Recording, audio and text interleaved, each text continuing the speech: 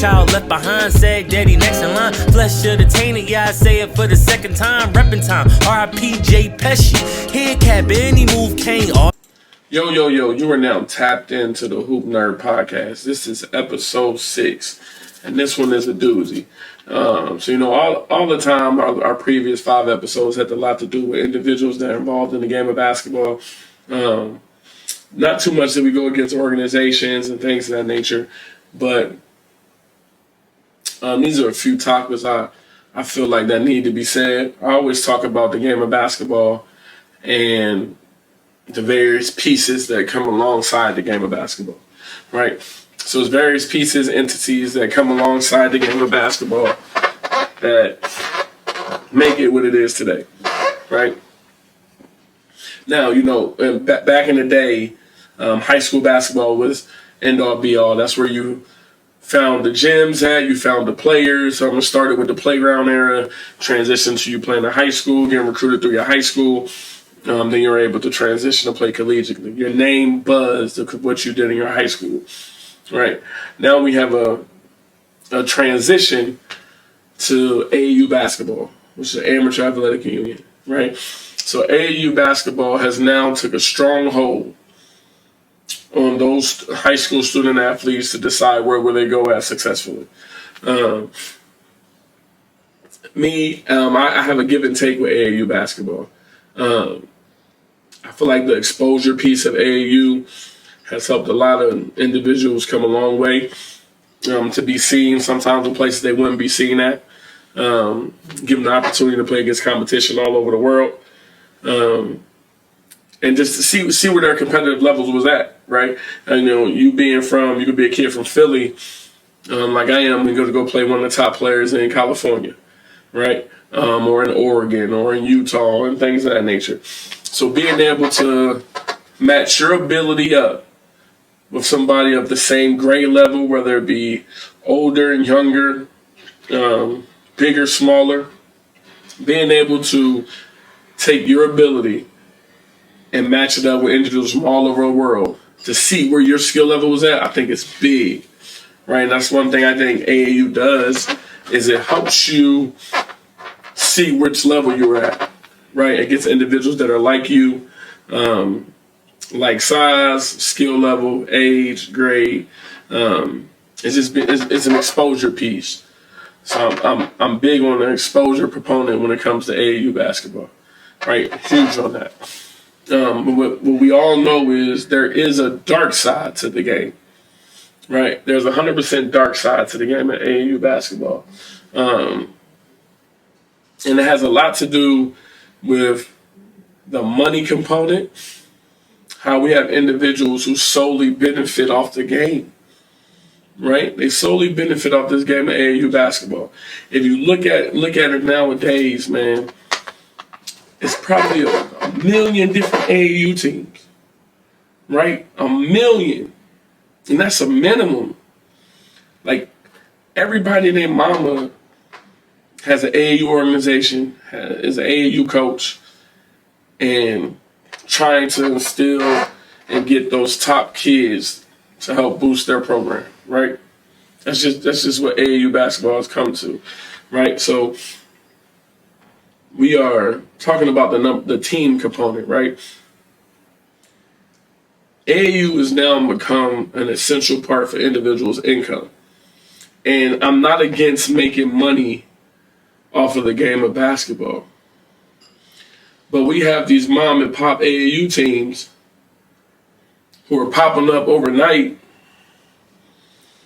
telling these parents, we're the next best such and such just to get money. Like, think about all these teams that come around and they're playing in local recreational leagues, calling themselves AAU teams. The parents are fronting $500-$600 bills for their kid to get exposure, but they're not getting any. Right? How many tournaments are your kids playing in where you actually see college coaches? Right? We're not talking about scouting services. There's a bunch of different scouting services out there. Every time you turn around, it's a different scouting service than rating somebody number 1 in the country, number 2 in the country, number 3 in the country, right? Everybody has their own thought process, own thinking, right? But when it comes to the exposure piece, how many of you parents out here, kids are truly getting the exposure they need to be successful to go into the next phase of their playing career, right? So when it comes to AAU basketball, we have to understand, we have to do research on the programs, the individuals who are running the programs, right? What's the benefit for me and my child being a part of this program, right? What you don't want is kids hopping from team to team to team to team, because then that also transitions to them when they get to high school coaches and collegiately, they tend to transfer, right? They tend to move on because they're so used to playing with multiple teams. So in the nutshell of things, you got to vet these programs and vet these coaches to see who is going to best benefit me and my child in the long run. Don't just allow your child to play for any program because they came up to your child and asked them to play. Think about the organizational piece of it. Like I said, do your research, right? See if you can figure out, okay, what tournaments did they play in last year? How much exposure did they get? How many of their players in their program went to go play collegiate basketball? How many they went to go play beyond that, right? So being able to define that piece and get that exposure piece is huge when developing a game of basketball, right? So when you're picking the AAU organizations, understand that, right? The second piece to it is weed out the con artists. Like, understand, like, this game is so, you can make so much money off of the game of basketball, especially the AAU component right now. You can make so much money off of it that you'll have individuals coming at you left and right. If you have a kid that's okay to good, trying to get that kid, right? That organization. Because you have to understand, your child makes the organization go. Without winning, without being competitive, without having quality coaches, the program doesn't go anywhere because the AAU program is deemed unorganized. And the worst thing you can get is an AAU program deemed unorganized, right? Because that means you will have negative comments about your organization moving forward, right? So understand within the game of AAU basketball, right? You got to understand as a parent perspective and a player perspective, what organization best fits me, my style of play, right? A lot of people play for these loaded AAU teams and don't get the exposure that they deem they need or should get because the roster is loaded. The roster is loaded with talent. So as the roster continues to be loaded, your playing time dwindles.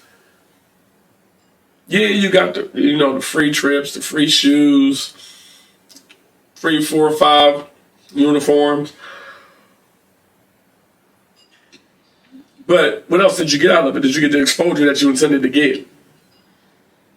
So, like I said, understand that when you're choosing this AAU organization. What is it about? Another key component about AAU basketball is sometimes it teaches kids it's okay to lose, right? And when I say that, and people are like, no, we are competing, we are competitive. Yeah, we are. Like, if you have any type of competitive nature in your body, you want to win, right? You teach winning attitude, you teach winning plays, right? But look how many games these kids are playing on a daily basis, 2 to 3 games a day, right? So it creates a losing mentality because it's like, okay, I'm okay with taking that loss because I can bounce back again in 2 hours and play a game that's, non-meaningful game. And when I say losing basketball, I'm not talking about the high levels of AAU.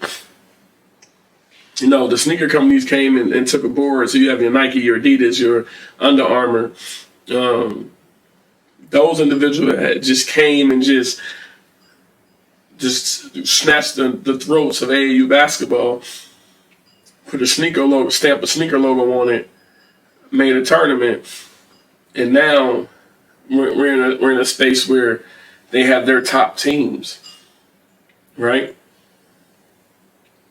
But these other, I don't even want to say small level local tournaments and events, if you lose in the golden bracket, there's the silver bracket, there's the bronze bracket, there's the toilet bowl, so you still have opportunities for these kids to win. So to them, it's okay to lose because I get rewarded another opportunity to play because of participation. Right? Think about this game at AAU. And I'm kind of guilty of it as well. Right? But what are we competing for? Right? We have to teach our kids that you're not always going to get that silver bracket, bronze bracket, toilet bowl bracket. It don't work that way. In high school basketball, you losing your sectional, your regional, your semi-state. Ain't no next week. It's next year. There's no, hey, it's fine, yo. We lost at 8 o'clock today, but we got a silver bracket game tonight at 7. It doesn't go that way when you get in high school basketball. Hell, when you get in college basketball, it don't go that way. Those preseason tournaments and in-season tournaments, they give you the 3rd place game, 4th place game, whatever. And that's just to help coaches with records because records matter collegiately. 20 and 13 can keep your job. 19 and 14, you can lose your job. Right? So collegiately, I get it. But in the NCAA tournament, ain't no, hey, yeah, y'all lost to Duke today, but y'all got a chance to play for the 2nd place game tonight against Kentucky. No. So in a game of AAU basketball, we got to understand that we're gonna do this. We got to put in a position where we're playing in meaningful tournaments to get meaningful exposure to help advance us to whatever we want to be in the second path of our life when it regards to the game of basketball. Right? If we're not getting that exposure, if we're not getting put in the forefront where collegiate coaches are coming to see me every tournament when it can come out, it don't matter. Right? You just playing recreational basketball. Parents can save their money and go put their kid in a Y League. Because that's pretty much the venues you playing in. The quality of coaches that's going to be there is the same that's going to be at the Y League, which is none. So why are you as a parent spending $500-$600 for your kid to participate in a glorified travel YMCA program? It don't work. It don't match up. Right? So understand that in the game of AAU basketball. AAU basketball, I think, a lot of old timers are like, man, AAU messed up the game. I think AAU kind of expanded the game. It does have its, pros and cons. But essentially, we got to understand as we get older, things are going to change. Things are going to evolutionize and move on and grow and expand. So the things that we once had and the ways that we once did things is completely different now. It's not going to be the same. Right? So we got to do a better job at understanding that, understand the growth of the game, understand the expansion of the game, and understand how the game will continue to move on and evolve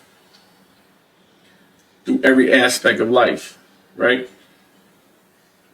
So, understand that with AAU basketball, the con artist, the program, the quality of program you're participating and playing with, the exposure piece, the organizational piece, the communication piece. Communication is huge when it comes to AAU basketball. Being able to understand and know what's going on, right? Having open conversations with your coach or your organization's representative when you have issues or things that's going on that you don't like. We have to have that communicational piece. We have to do that in every aspect and every level of basketball. Why can't it be held accountable in AAU basketball?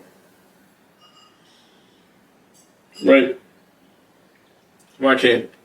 In every other aspect, we have these conversations. You have to be able to talk to your AD. You be able to talk to a student's principal. You be able to talk to a supervisor. At every aspect of your life, you're able to talk to individual when there's an issue. We need to also hold these AAU organizations accountable as well.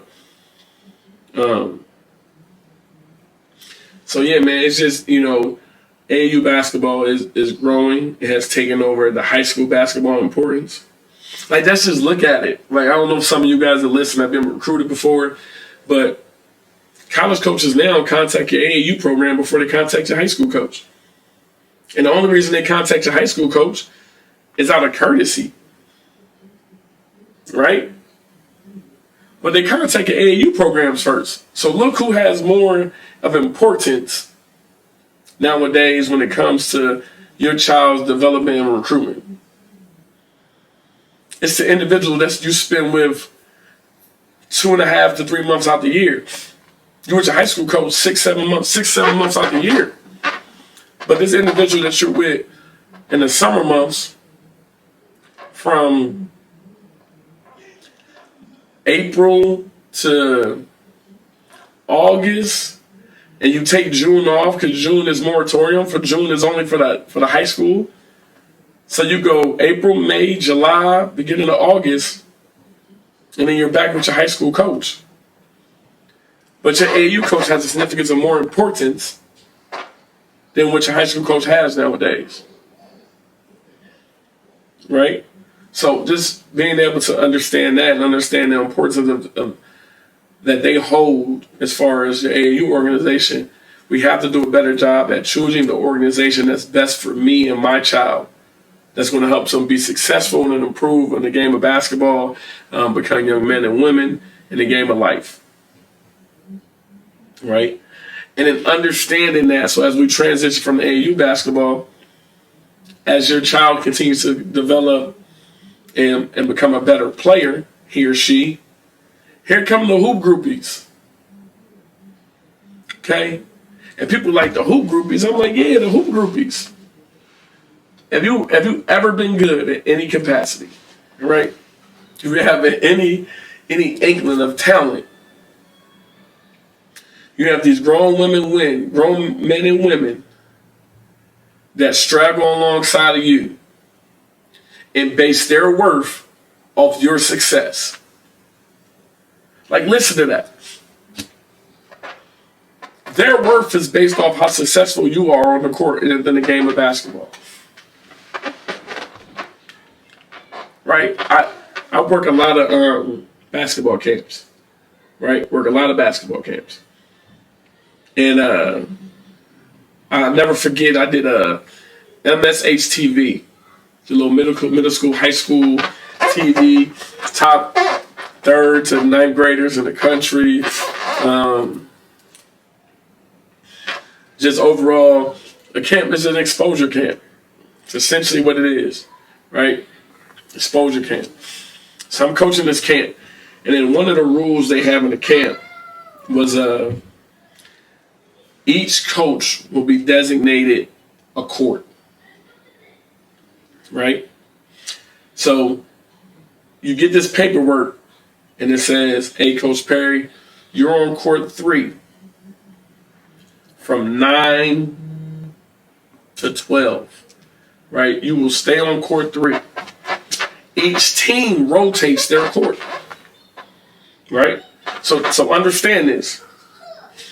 Coach Perry, you're on court 3 from 9 to 12. Each team will rotate to different courts. So comprehension means, as a coach, I'm going to have a different team every hour. So you prepare yourself to have a different team every hour. So I never forget the first year I did the camp. And we had Julian Newman there. We had Kyrie Walker. Monty Bates was there. Chris Livingston. Like a lot of the top high school players now who are in college or playing professional basketball, they were at the camp, and I had the opportunity to coach, right? But I'll never forget a Monty Bates team that just left off of court 2 and was coming to court 3, right? Chris Livingston's team, he's number 7 recruit in this class. He actually committed to Kentucky, okay? Chris Livingston's class, his team came over to court 3, right? Now, understand the rules I said in the beginning. Each coach is designated a court. Each team transitions to each court. So we had me and the guy at our court had the coaches from court 2 follow their teams over here to court 3. Right? Legitimately follow them from court 2 to court 3. Right? So they get to me and they like, hey man, you can take a break, man. You don't got to do this game. I'm like, nah. I'm doing this game. This is my court. Man, come on, bro. You don't even know who over here playing, man. This is the top 2 players in the country. This is in the 3rd. Okay. I'm about to coach the game. Nah, bro, you ain't about to coach this, bro. It's my youngin. I don't care. I don't care. I'm about to coach this game. Your court is court 2. So go sit on court 2 and let me coach court 3. So, he get upset, and he gonna get the tournament director and everything, yeah. And I tell the tournament director, like, listen, you told me what the rule was. You gave me the obligation, right? You gave me, this is what's going to happen. Court 2, coaches stay on court 2. Court 3, coaches stay on court 3. But because it was 2 big name players about to play, and this guy wanted to be attached to them, he said, fuck the rules. I'm about to follow them over here to court 3. I ain't understand the game because I'm from Philly, man. I ain't with the groupie talk. Like, if you a good player, I'm going to coach good players. I'm going to bench good players. I done did it, right? Tournament director say, hey, Malik, man, let him coach the game. It's all right, man. You can let him coach the game. It was a 3-day event. I watched this grown man for 3 days walk around next to these 2 players. Like, for 3 days, he literally walked around the gym holding book bags for Monty Bates and Chris Livingston. You 26 or 30 years old holding little kids' bags.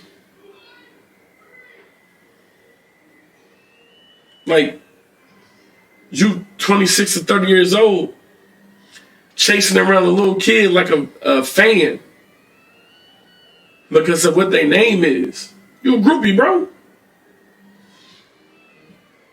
And that's what this game has come to now. We got a lot of groupies, a lot of male groupies, a lot of sports groupies. You ain't telling none of these kids the right things. You trying to hang around them so you can figure out what benefits you in the long run. And that's why I made the comment.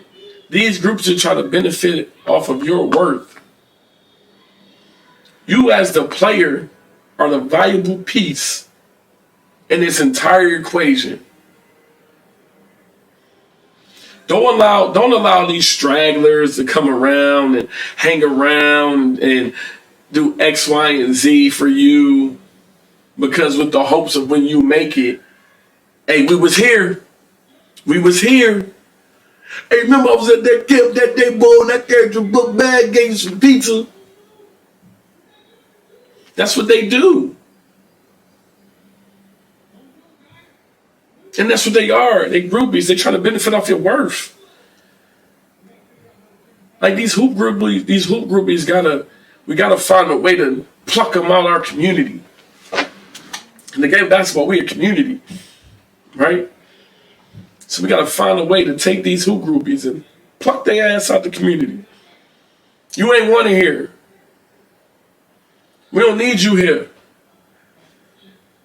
Right? That's what we gotta try to do, because they fucking up the game.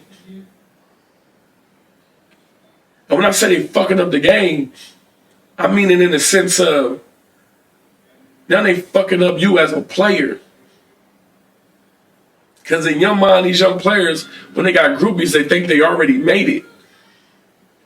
See, when I said hoop groupies, a lot of y'all thought I was talking about chicks and dudes that want to be with somebody and trap somebody. Nah, that's a given. You already think about that. I'm talking about these weak-ass adults that try to prey on these kids with the game of basketball in hopes that it'll benefit them in the long run. Y'all a bunch of fucking lames. Y'all lames.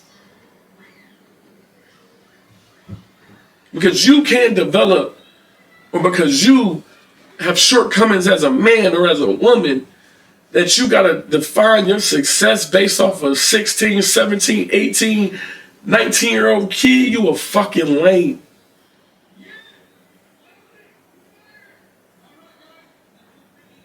Let these kids grow. Let these kids mature. Let these kids develop. That's what you need to do. Don't be a straggler.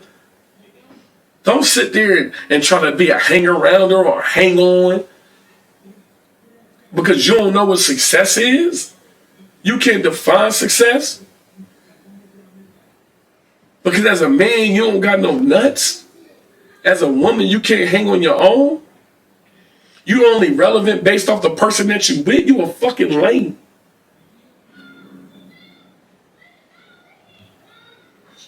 The only inkling of success you have in your life is based off this talented kid. You need to reevaluate your life. You need to reevaluate it. Because that ain't that. That's why we call it hoop groupies. I'm telling you, I know when I titled it hoop groupies, everybody gonna sit there and think like, man, he talking about these women and these men that be preying, and he preying on these young basketball player boys and girls. No, fuck that. We know that. I told y'all, Hoop Nerd Podcast, man, we talk about the underground, the essence. We talk about these grown-ass men and women who define their success based off the success on a basketball court from kids 16 to 19 years old. That's how you define you as a man. If that's the case, you a fucking lame. And I try not to cuss on here. I try to keep it PG, but you know, this topic to me is it gets to me because it's just a factual statement. We need to do better. Stop always trying to trick these kids into, hey, I'm going to buy you this, I'm going to buy you that. I had one of the top players in the country, right, in his class. He about to come out this year, right? Real talented player out here in Indiana, right? And I used to work him out, right? Used to work on this game every now and again, go to the Y, work on the skill development, right? Same thing the OGs did for me. Right, so I'm at work one day. And I get a text message. Hey, yo, bro, Can you do me a favor? What's up? Like, what's up, man? Hey, Coach, hey, did you bring me some McDonald's to school? I did that message like, the fuck you think I am? I ain't no flunky. I ain't no groupie. Nah, bro, I ain't bring you no McDonald's. Man, everybody else I rock with, I bring me some McDonald's to school. That ain't me. I ain't no fucking groupie. You eat school lunch like the rest of them eat school lunch. I used to eat school lunch. My man got offended with me. Because I ain't stopped what I was doing to go buy him some McDonald's. What? But he felt comfortable asking me that because you fucking hoop groupies stop what y'all doing in your everyday life to go appease these goddamn kids. That's why. And I know somebody gonna be like, man, he was asking you for a favor as a friend. Nah, bro, that's not what he was doing. It's not what he was doing. I know him. I know that wasn't what he was doing. But I'm not gonna do something I wouldn't even do for my kid in the middle of the day. You get free lunch. You ain't bring your lunch, go eat that free lunch. What I'm not gonna do is do for another person that I wouldn't even do for a kid of mine. No, fuck that. Go ahead and eat that lunch. But y'all clowns out here is stopping everything that you doing and doing things for players that you wouldn't even do for your own kid. And you think that's okay. Nah, bro. Like I said, man, we gotta pluck these fucking hoop groupies out the fucking community. That's what we gotta do. Because that's the thing about it, though. All they're doing is just praying. And at the end of the day, hoping they can get the fruits of their labors. They want them to make it to say, hey, man, remember back in the day, I used to do X, Y, Z. Let me get 100,000. Nah. Nah, player. It's not everybody. You know what I'm saying? Like, it's cool to do nice things for nice people. I'm with all that. I'm big on giving back to the community. I'm big on doing things out of the kindness of my heart when not wanting anything back. But I ain't never been no haggler. I ain't never been no hang-arounder. I know a lot of top individuals in the country. I done worked out with a lot of them, played against a lot of them, talked to a lot of them.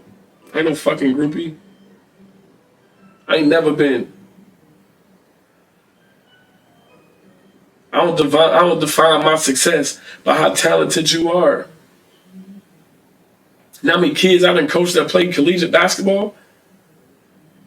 I don't never sit there and be like, I coach such and such, I coach them, I coach them. They came out of my program. Nah, bro, let them say it. I'm going to let them brag on what Coach Perry did for me, or Coach Charles, or anybody, any of these coaches that they develop with, or any old heads that stayed around and worked them out and helped them develop their game without wanting nothing in return. Allow those players to talk about that. You ain't always got to be around. And the reason they're around is because they prey on these single parent mothers. Think about that. They prey on these single parent mothers. You know me. I said it all come full surface. That's why I had to let it be known. Like it's an effect, right? So we talked about AAU coaches and how the AAU coaches can also be hoop groupies and how they attack who? Single parent mothers. A lot of these players, top players who don't have father figures, look at these AAU coaches and these groupies as father figures in their life. And in turn, they plug in and tap in with these mothers to try to build relationships with them just to get close to their kid. Y'all want to know how it come full surface and how it come around? That's how it come around. It's grooming. It's like pedophiles, right? They groom kids. They give you a little candy. They give you clothes, things of that nature. And then when you get of age, pow, they attack. That's how the game of basketball is too. Exactly how the game of basketball is. Right? These coaches buy them shoes, buy them food, take them out on trips, chill with the family. As soon as they get old enough, pow, I was there first. Hey, you in the NBA now. I need a car. I need a house. Then let me buy my mama a house first. But they done smartened up from turning into groupies. They went from being groupies to being stepdads. Think about that. They went from being groupies to stepdads. I know y'all sitting there laughing like, damn, look, you crazy. Nah, bro. They see these single moms struggling, and let me help you out. Oh, he needs some shoes for the tournament. I got it. Don't even worry about it. Oh, y'all need groceries. Y'all need food. Oh, I got it. Then they slide their way in. Then they go from Coach Charles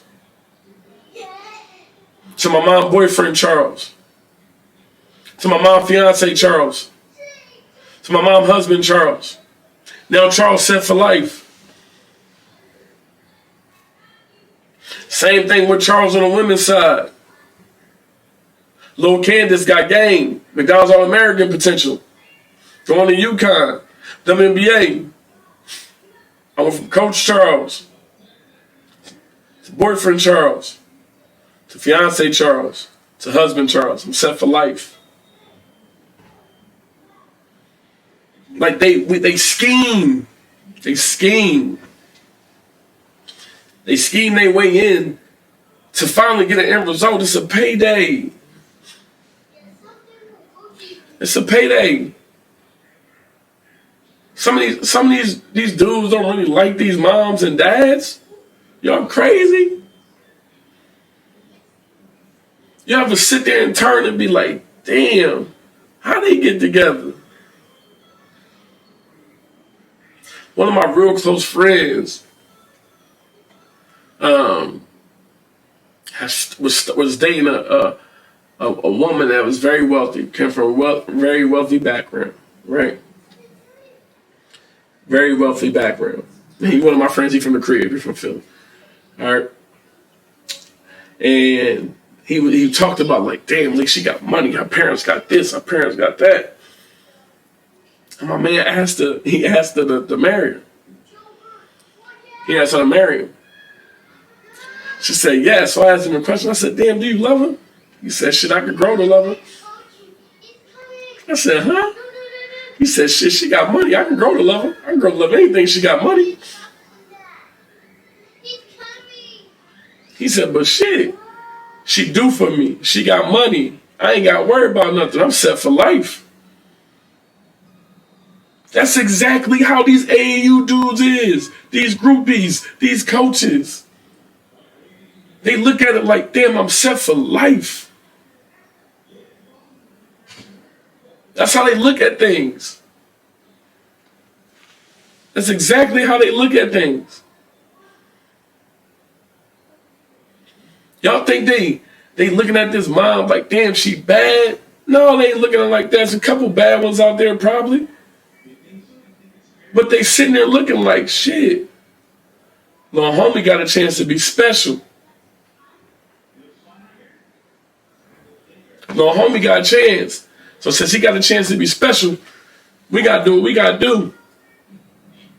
Mom might not look good, but youngin make it to the league, I'm set for life. She make it to the league, I'm set for life. And that's just the mentality that they do to try to get what they want.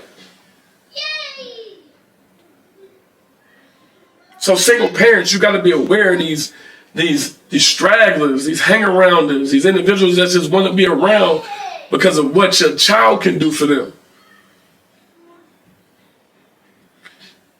You just the extra. They there for you for show. But they really there for your child. They're really there for the talent that your child brings on and off the court. That's why they there. You single moms, don't fall for the nonsense. Don't fall for it. Don't. Know your worth. Let people in your life that want to be there for you, not for what your talented child can do for them. Trust me. You would know, you smart enough to know if somebody's there for you.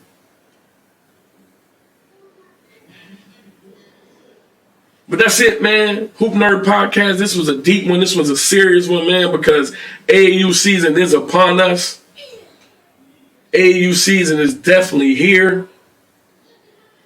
So you're going to get a lot of coaches hitting you up, telling your child to play for this team, play for that team, come play for me. I can do this. I can do X, Y, and Z for you. Vet them. Do your research. See what they bring to the organization. See what your child, how can your child benefit from being a part of this program? Then you decide if this person is for you. Once again, this is Malik DFG Perry, man. This is episode 6 of the Hoop Nerd Podcast. I appreciate you guys continue to tap in, being a part of the movement. Remember, if you want to follow the content, look below, man. You can get the audio version of the podcast at thenegroathletebrand.com. Tap on podcast. If you want the visual of the podcast, man, go to YouTube and subscribe to the Negro Athlete. And then also follow us on social media at the Negro Athlete. Tap in. Hoop Nerd Podcast. Hoop Nerd! No child left behind, said daddy next in line. Flesh of the tainted, yeah, I say it for the second time. Reppin' time, R.I.P. J. Pesci. Head cap, any move, Kane.